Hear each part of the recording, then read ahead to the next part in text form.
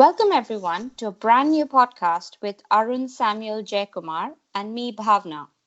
Arun is the clinical lead physio and advanced physiotherapy practitioner at Medway Community Healthcare and also a colleague. I've had the pleasure of attending a lecture on patellofemoral pain delivered by Arun a few weeks ago, and I feel a podcast on this topic would be very useful to our musculoskeletal colleagues. This would include terminology, diagnostic criteria, the proposed patho-mechanism, and the management of patellofemoral pain. So let's get started.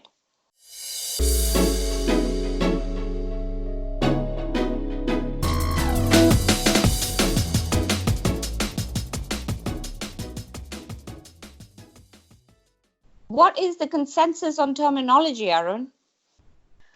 Hi, Bhavna. Thanks for having me on this podcast, and thank you for attending the lecture as well. So the main thing to say about terminology is unanimously agreed terminology would be patellofemoral pain.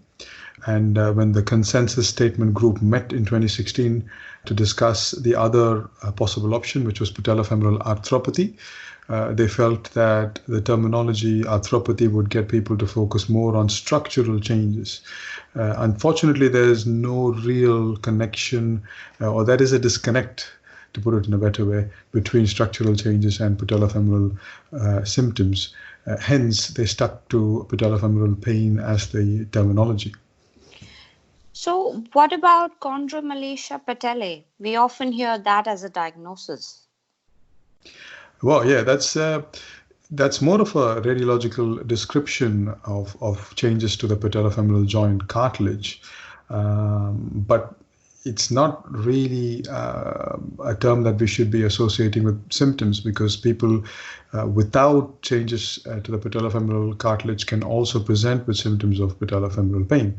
And in fact, that was a very good study that was published in 2016 by a group in Holland, where they compared asymptomatic people to people with patellofemoral pain, and they used some really funky MRI measurements of joint cartilage. So they looked at delayed gadolinium enhanced magnetic resonance imaging of cartilage and T1 and T2 relaxation periods, and they found that actually the amount of cartilage or structural changes of the cartilage were similar in amongst asymptomatic people and people with patellofemoral pain. So it really can't be used as a descriptive terminology of somebody presenting with anterior knee pain.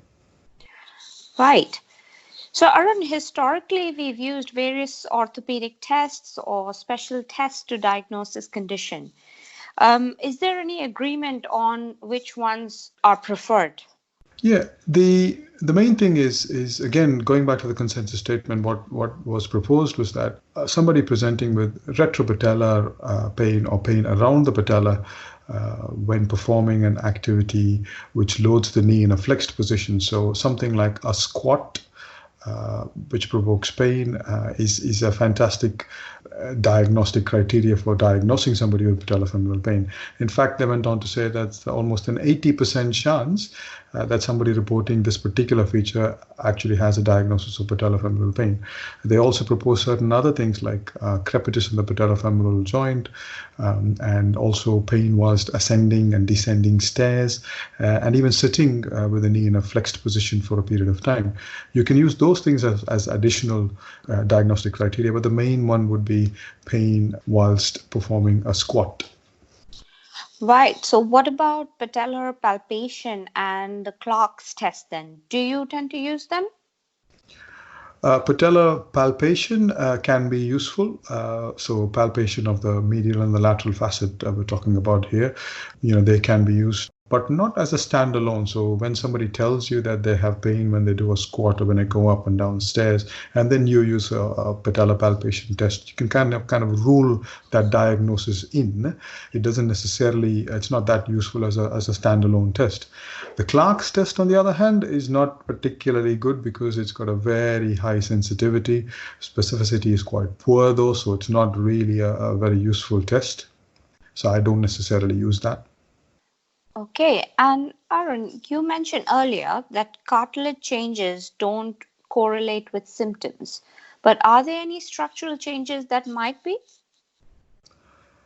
Yeah, that's a very interesting thing to mention, because certain alignment changes and certain geometrical measurement changes have been seen more in people who have a poorer prognosis of patellofemoral pain. So people who've had patellofemoral pain for longer than a couple of years have been shown to sort of demonstrate changes like patella alta, which is a higher placed patella, or even an increased trochlear or sulcus angle. And these things are measured on MRI images mainly. So things like, for example, patella alta is measured with something known as a Insal-Salvati ratio, where the length of the patella tendon is compared to the length of the patella itself. And people who have patella alta have been shown to have various changes such as bone marrow lesions and patellofemoral joint osteophytes. And that's a unanimous finding. And in fact, it's been seen in people with patellofemoral osteoarthritis more than in people with patellofemoral pain. So part of the argument is that some of these people who have these geometrical and structural changes actually go on to develop patellofemoral osteoarthritis. The difficulty, though, again, is although these changes have been seen in people who have poorer prognosis, the actual correlation between structural changes of this sort and prevalence of symptoms is a little bit unclear. But it's good to know that, if you're seeing somebody who has previously had a good program to try and help manage patellofemoral pain and have been unsuccessful and have come to see you, well down the line, a year down the line, or even 2 years down the line, and it may then be relevant for you to think at that point about whether or not they might have some of these other changes that may have predisposed them towards developing patellofemoral pain. So that's where it can be useful. So that warms us up nicely for the next section then, Arun. You spoke during the lecture about the patho-mechanism of patellofemoral pain. So things like increased water content in the patella and reduced contact area within the patellofemoral joint. Can you elaborate on this, please? Yeah, surely. So if we talk about the increased water content first, now what this refers to is the total water content of the patella. Now, certain other structures have also been looked at. So, for example, the calcaneus was the other bone. The total water content within a calcaneus is considered to be about 10.3%. And also, when they looked at patella, the same kind of number was reported, so 10.3% again. And this was studied by a group led by Ho et al. In 2013 initially, I think, and then again in 2014. So these guys looked at people without symptoms of patellofemoral pain, and they had water content of 10.3%. But when they looked at people with patellofemoral pain, the water content was more around 15.8%, more like 15.8%. So there was a 50% increase. That's the first thing. And actually, they also looked at mapping the symptoms to the changing water content. So they got people to do a 40-minute run. In asymptomatic people, the 40-minute run increased. There was a slight increase in water content of about 4% after the run, and that stayed around that mark for about 48 hours. But when they looked at people with patellofemoral pain, the increase in water content was more around 9.4%. So again, you're talking about that increased water content in response to an acute exercise load, which in this instance was running. And what they also reported was that over 48 hours, this increase in water content got back to normal. And also with that, the pain reduced. So the proposed hypothesis, if you like, behind that was the increase in water content leads to increased arterial blood to the patella, and that precludes the venous drainage from the patella, and that causes this sort of venous engorgement and increase in intraosseous pressure, which then increases the sensitivity of the mechanoreceptors in the subchondral bone, and that leads to the onset of pain. So that's the theory on the increased water content. Now, as far as the reduced contact area is concerned. Now, that's a theory that's more familiar, I think, to us as physios, and also a lot of the orthopods talk about this thing called maltracking of the patella. So what we're really talking about is, if you visualize the shape of the patella that sits in the trochlea and glides up and down as you bend and extend the knee. If you then visualize the patella being pulled along just to one side, so to the lateral aspect, so you're then talking about a reduced contact area within that joint. Rather than it articulating right in the center, it moves off to the lateral aspect. Now, this can be caused by a number of scenarios. So let's first of all discuss a scenario where there's altered hip kinematics, so increased femoral adduction and femoral internal rotation. That would then lead to the lateral patella facet approximating against the lateral trochlear groove, right? So you're then again talking about the surface contact area being reduced from being a whole area to more the lateral aspect. So that's one theory. And the other theory, if you discuss the distal mechanism, so where you have an increased amount of pronation in the subtalar joint, and that leads to a medial collapse in the ankle area, and then you have an increased internal rotation of the tibia. This again leads to the same mechanism around the knee. So you again get this lateralization of the patella, where you have a more approximation of the lateral patellofemoral joint. So again, we're talking about a contact area which has to be more central. If it's more central, there's more of the bones touching each other, aided by the joint cartilage, of course. But if you then talk about the patella being pulled across to one side, either due to increased femoral rotation or increased tibial rotation, then you're talking about the contact area being confined to the lateral joint. So sort of load going through a smaller area, which basically amplifies the load. Okay. So when I talk about reduced contact area, that's what we're referring to. That's great. So Arun, can you please talk us through your assessment when a patient walks in with patellofemoral pain? So the first thing that I would be looking at is general observation around the knee. Is there any localized effusion around the suprapatellar area? And that can often be associated with patellofemoral pain. The other thing also is to look at if there's any sort of swelling around the infrapatellar area, which is usually associated with Hoffa pad inflammation. So I would look at those things in terms of observation of the knee. Biomechanically, I would also look at the ankle and foot position. Using something as simple as the foot posture index can give us a good idea as to the whereabouts of the foot and ankle posture. And the reason this is important is this can help you decide as to whether or not somebody needs an insole to minimize overpronation, should there be that. And I know the use of the foot posture index can be a little bit controversial, but it does have some validity, particularly using it in this context. I would then move on to getting the patient to stand up and then doing a standard double leg squat. And I'm looking for reproduction of their retropatellar pain or pain around the kneecap as such. Now remember that this is a very useful test in terms of diagnosing patellofemoral pain, as we spoke in the part 1 of the podcast.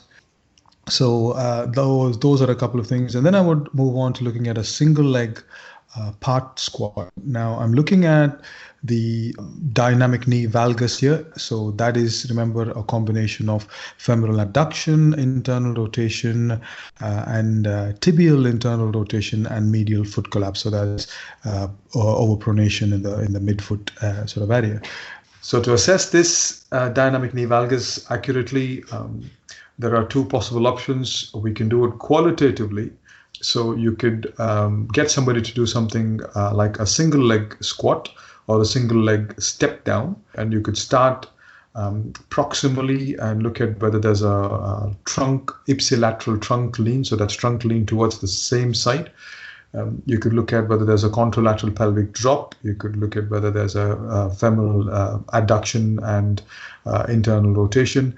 And again, you can look as to whether there's a subtalar overpronation. And if all of this does happen, what you'll often find is the tibial tuberosity ends up being along the medial border of the foot. You could be more specific and use a video recording and then importing that video footage onto an app like Huddle Technique or Coach's Eye. And both of those apps allow you to use specific landmarks and accurately measure the frontal plane projection angle of the knee. And that's just another description for dynamic knee valgus. And I could point you in the direction of one bit of work that was done that gives you a very good description of how you would do this using the two-dimensional video recording that I just mentioned. And that paper is one that was written by Munro and Harrington et al. In 2012. So you can use either of these ways of looking at the dynamic knee valgus, but I would say just get used to one method of looking at it so that you can replicate it on a regular basis clinically. Okay, Arun, so what's the next step in your assessment then? Yeah, so the next thing I would look at is the knee itself. And I would look at whether there's any evidence of meniscal irritation or meniscal damage that could be contributing to anterior knee pain. So whatever tests you use, whether you use a McManus test or a quadrant sort of a test, I would also look at ruling out any significant ligamentous laxity, particularly the ACL can result in an overload of the patellofemoral joint. So I would look at those kind of things. So remember, we're trying to rule things out here. So we've just spoken about ruling the diagnosis of patellofemoral pain in. At this stage, we're talking about ruling out other tissues that could be contributing to the anterior knee pain. And that's why we rule out things like the meniscus and ligamentous laxity, which could be causing these symptoms. Also making sure that you rule out Hoffer pad irritation or Hoffer pad synovitis by doing something as simple as a Hoffer's test, or even just performing a passive extension. Usually people with Hoffer synovitis won't like hyperextension or end range extension of the knee, and that would often provoke pain. So those are things that I would look at as far as the knee itself is concerned. If you stay around the knee, I will also look at the patella mobility.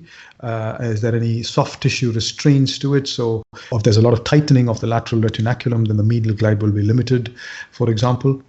I would also look at ankle joint flexibility, specifically gastroc and soleus, by bending and extending the knee, or testing the ankle dorsiflexion in extension and in flexion, of course. Or you could do something like a lunge test or a knee to wall test and look at the amount of flexibility that is. And when you do that, do have a look at whether they're compensating for the lack of ankle joint movement by overpronating the subtalar joint. So yeah, those are a few things. Sounds like there are quite a few things for us to look at around the knee. So do you assess all of these things in every patient presenting with these symptoms? Well, to an extent, I would look at the epidemiology research and some of the risk factors that have been published so far in the epidemiology research. So, for example, in a more active population, so people who engage in a good level of physical activity don't necessarily have muscle impairment. So they may not have a great deal of quadriceps weakness or gluteal muscle weakness, for example. Whereas in a general population, you may find that they have more identifiable muscle weakness in these areas. And a couple of bits of evidence that I would point here are, firstly, the prevalence of patellofemoral pain published by Benjamin Smith et al. In 2018 is a good paper to read. And another paper that published details on incidence and risk factors for patellofemoral pain was by Bradley, Neal et al. In 2019. So both those papers are quite good in giving you or helping you understand these factors a little bit more. Okay, that brings us nicely onto the management of patellofemoral pain. Before we go into the specifics, you mentioned something interesting during the lecture about the pressing need to improve our management strategies of patellofemoral pain. Can you elaborate on this, please?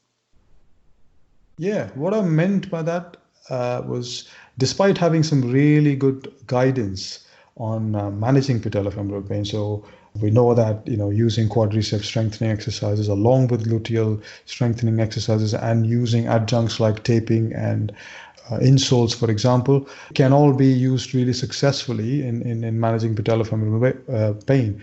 Certainly, the consensus statement and the practice guidelines do support these modalities. But outcomes still are a little bit, under par, I'd say, because if you look at some of the evidence, I'd quote the paper by Lancaster et al. In 2016 that went on to say that about 50% of people who presented with patellofemoral pain in that study continued to have patellofemoral pain 5 to 8 years after having presented with it initially. So clearly, we have good guidance. Maybe we are not tailoring these, as well as we should be, and that's really what I mean. So that's good guidance. Probably the most amount of guidance we have in most other things that we treat in the world of physiotherapy. But despite that, the outcomes are not particularly great. So maybe we need to think about streamlining our treatment in a more appropriate manner. So how can we improve our outcomes then? Well, in my opinion, we need to learn to tailor our treatments a bit better towards the kind of deficits that particular individual is presenting with. We've got great guidance, but the fact is guidance has been written for patients with patellofemoral pain, but we have a patient in front of us, and that exclusivity of that particular patient might be better catered for if we direct our treatments based on the deficits we find. And I'll give you an example now. If we are seeing somebody who has developed patellofemoral pain, mainly because of the amount of activity that they've engaged in the recent past. So this might be an individual who has always been moderately functioning or high functioning. And by that I mean have been participating in some kind of sporting activity, but have recently developed with patellofemoral pain, let's say, for instance. Now, in that individual, when you assess, you probably won't find a great deal of muscle strength deficits or weaknesses in muscles. So just because the guidance says that hip and knee strengthening exercises would benefit somebody with patellofemoral pain, it might do, but in that particular individual, it probably won't, because they might not have many strength deficits to address. So in that individual, going back to that individual who's presenting with patellofemoral pain as a result of overload, what you probably need to think about is how can you modify that load? Does that make sense? Yes. So I suppose you're talking about subcategorizing people with this condition? Yes, subcategorizing in a very loose sense, I would say. It's more about having ways in which we can particularly detect deficits in that individual and try and direct our treatment better. I'm slightly concerned about trying to fit people into particular categories, and that's why having rigid subcategories might not necessarily work. The example that I would give you here is, let's say, for instance, somebody who's presenting with dynamic knee valgus on assessment. Now, there's two possible mechanisms for that. The one possible mechanism is a proximal one, where they present with weakness around the pelvis and the hip muscles, and maybe an impaired motor control as well. So you can deal with that with strengthening exercises for the hip muscles, but we also need to possibly consider motor control exercises. That's one scenario. But the same person might be presenting with dynamic knee valgus with the combination of proximal mechanism that we just spoke about, but also maybe a medial foot collapse. So subtalar overpronation I'm talking about. So in that person, we may need to be dealing with both those. So we need to address the proximal mechanism, either with appropriate exercises and maybe motor control exercises, maybe a combination of both, but as well as trying to give them maybe some advice on insoles to minimize the overpronation of the foot. So if we remain relatively loose in how we try and detect deficits, then that, I suppose, is a way forward.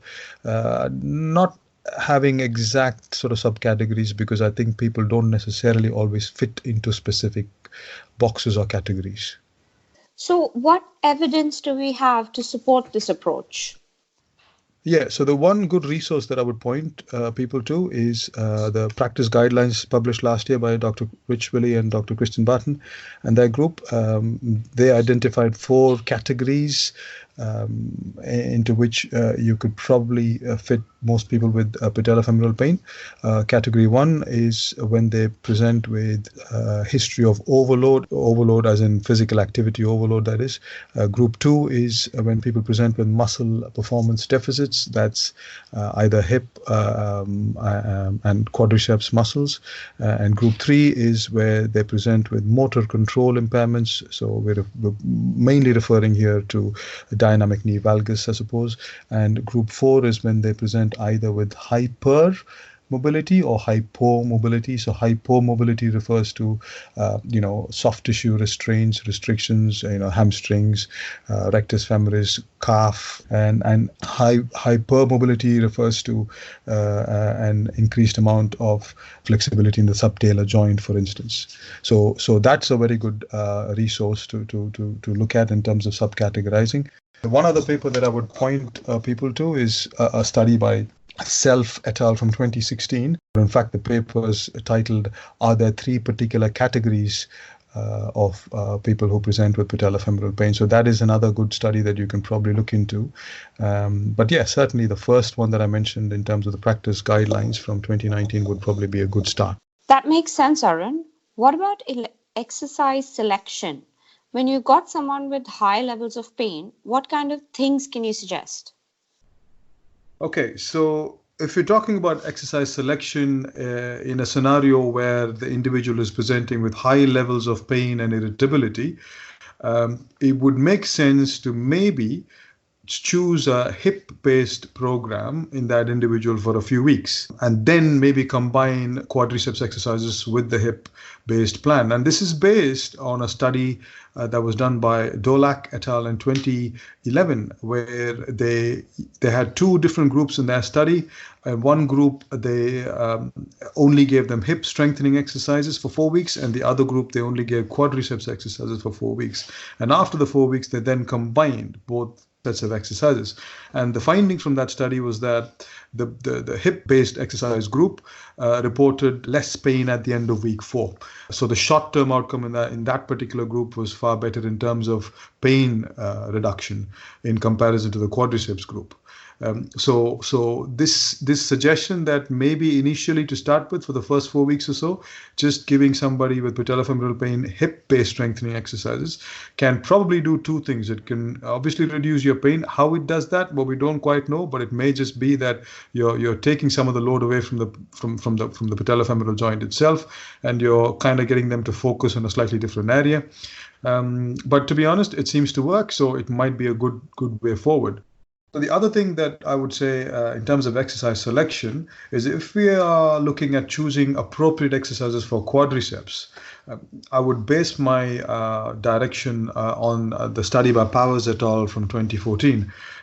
And their findings were that when you're choosing open kinetic chain exercises for the quads, you may want to limit the range from 90 degrees to 40 degrees. Because the load on the patellofemoral joint and the open kinetic chain is greater in the last few degrees of extension. And for closed kinetic chain exercises, it is the other way around. So you limit the range from 0 to 40 degrees because you can still load the quadriceps muscle well enough in that range, but beyond 40 degrees in a closed kinetic chain, the amount of load on the patellofemoral joint increases. So you may not necessarily want to push them into that range. So yeah, those are a couple of things I'd mention in terms of exercise selection. That's great. So staying with the exercise selection question, you also spoke about choosing the right intensity. What can you tell us about that? Yeah, so one of the things that I have mentioned previously on the previous courses, as well as the previous podcast we did on running injuries, is exercise selection at the right intensity. But also other details need to be mentioned. So things like, time under tension. So when you get somebody to do a strengthening exercise, the fact that you want them to do it at a reasonably slow speed. So 3 seconds concentric and 3 seconds eccentric contraction, for example. so that you get the best possible result. Also thinking about the right intensity at which you want them to do the exercise. So for example, more than or greater than 80% of one repetition max is when you get true strength gains in a muscle. Now, I appreciate that in most sedentary population or people who are unaccustomed to resistance or strength training, you may want to start them a lot lower. So you may want to start them more at about 40% and then gradually move them up quickly to 80% or past that. Also, other details about how many sets you want them to do, how much rest period you want them to give between those sets, and most importantly, how frequently do you want them to do it in a week. So 3 times a week would be ideal for any kind of a strength training plan. So you don't necessarily need to ask them to do that on a daily basis if you're talking about strength training. So that's the kind of detail that I'm quite particular about. And does this apply to the sedentary population as well? Yes, even in a sedentary population, we need to be clear with our instructions. So if we're trying to address movement control or motor control impairments, then our exercise selection needs to reflect that in terms of numbers, particularly. So for example, we want to give them higher repetitions and a good frequency as well, so they retain that pattern. But if you're looking at strengthening, and if that is the priority, then we need to stick to a higher intensity and lower frequency. So even in sedentary population, I would stick to the same principles. And there is enough evidence to support this kind of a way forward, because if you look at studies based in sedentary population, I'd point out Fukuda's study in 2012, which used a progressive strengthening approach of higher intensity in a sedentary population, and they had very good outcomes post-intervention. And in a more recent paper published by Dr. Christian Barton and his group in 2019, they also used a very progressive approach in strengthening posterior lateral hip muscles and got some really good outcomes. So yeah, I mean, the fact is, if you want to improve strength, we need to tailor the treatment and the exercise plan based on that. Sorry. Thanks, Arun. You've mentioned along the podcast that adjuncts such as taping and insoles can also be used. Can you specify as to when you would use these? So prefabricated insoles or off-the-shelf insoles are helpful in minimizing patellofemoral pain in the subcategory of people who present with subtalar overpronation on assessment. That has to be mentioned there.